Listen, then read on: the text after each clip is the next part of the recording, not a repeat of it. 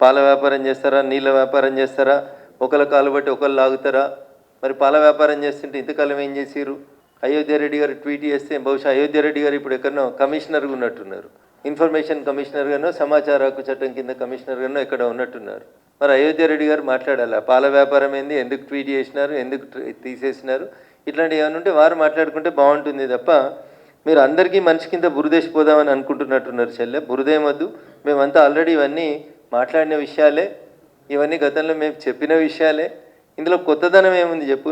కొత్తగా మీరు చెప్పింది ఒకటిగా మోకిలా ప్రాజెక్టు చెప్తే మీరు కొత్తగా మాట్లాడింది ఏం కనబడతలేదు మాకు.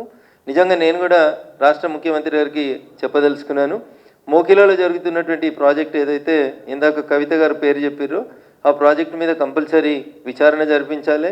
దాంట్లో ఉన్న లాక్యునాస్ ఏంది అనేది చూడాలి.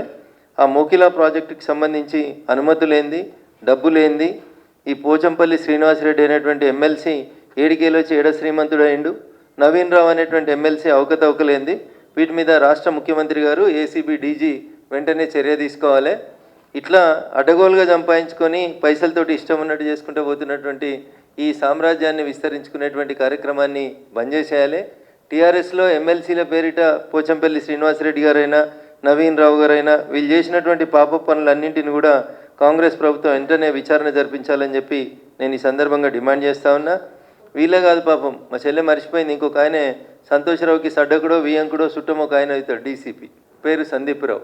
ఈయనను పెట్టి నా దుబాక ఉప ఎన్నికల సందర్భంగా ఈజ్ ద సూపర్ మ్యాన్ అన్నట్టు, పోలీసులో సూపర్ కాప్ ఈయన. టెలిఫోన్ ట్యాపింగ్లో కానీ పైసలు పట్టుకోవడంలో కానీ ఇప్పటిదాకా పేరు ఎవరు మాట్లాడలేదు, కానీ వారి పేరు సందీప్ రావు. వారు అప్పుడు టాస్క్ ఫోర్స్ డీసీపీగా ఉన్నారు నార్సింగ్ ఏరియా, నేనుండే ఇంటి ఏరియాకి టాస్క్ ఫోర్స్ డీసీపీగా ఉన్నారు సందీప్ రావు గారు. వీరి నాయకత్వంలో ఒక ముగ్గురు నలుగురు సిఐల్ని పెట్టుకొని మా ఇంటి చుట్టూ వాచ్ పెట్టి మమ్మల్ని నానా యాగి చేసి టార్చర్ పెట్టినటువంటి పెద్దలు కూడా సందీప్ రావు గారు. ఇట్లా మీరు పోలీసులను అడ్డం పెట్టుకొని చేసిన మంచి పనులు చెప్తుందేమో కవిత అని నేను అనుకున్నా. టెలిఫోన్ ట్యాపింగ్లో ఏమేమి జరిగింది, ఎవరెవరి పైసలు ఎట్లా గుంజుకొచ్చినాం, లేకపోతే ఎమ్మెల్సీ వెంకటరామరెడ్డి గారు ఏం చేస్తూ ఉన్నారు, వారికి ఎట్లెట్లా జీవోలు మార్చిర్రు, ఏమేమి చేసిరు, ఇవన్నీ ఇంకా చాలా విషయాలు మాట్లాడాల్సింది కవిత. మీరు మాట్లాడేవన్నీ అన్నీ ప్రజలకు తెలిసిన విషయాలే మాట్లాడారు, కొత్త ఏం మాట్లాడలేదు మీరు. ఇంకా ఏదో మళ్ళీ పార్టీలకు పోదామా వెనుక పోదామా అని ఊగిసలాడుతున్నట్టు కనబడుతుంది తప్ప ఇంకా మీరు నిజాలు మాట్లాడితే ఇంకా చాలా మాట్లాడాలి కదా. మేము ఇవన్నీ మాట్లాడినాయి కదా. రేవంత్ రెడ్డి గారు హరీష్ గారు కలిసి ప్రయాణం చేసింది మాట్లాడినాం, అయోధ్య రెడ్డి గారు ట్వీట్ చేసింది, మీరు మాట్లాడింది ఏం లేదు కొత్తగా. ఇందులో కొత్త కనబడుతున్న ఏమైనా ఒక సంతోష్ రెడ్డి ఆయన కడుతున్న శ్రీనివాస్ రెడ్డి ఆయన కడుతున్న విల్లాస్ తప్ప మీరు కొత్తగా ఏం మాట్లాడినట్టు కనబడతలేరు.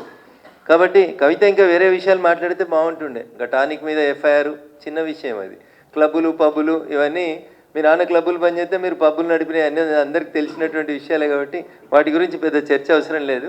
కానీ కవిత చెప్పినటువంటి మాటలలో టీఆర్ఎస్ పార్టీ అంతా కూడా అవినీతి పునాదుల మీద విస్తరించబడింది, మా ఎమ్మెల్సీలు ఒక్కొక్కరు 1000 కోట్లకు ఎదిగినరు, 750 కోట్లతోటి వెంచర్ చేస్తున్నాడు ఒక ఎమ్మెల్సీ అంటే అర్థం చేసుకోవాలి మనం ఎంత ఎదిగినారు.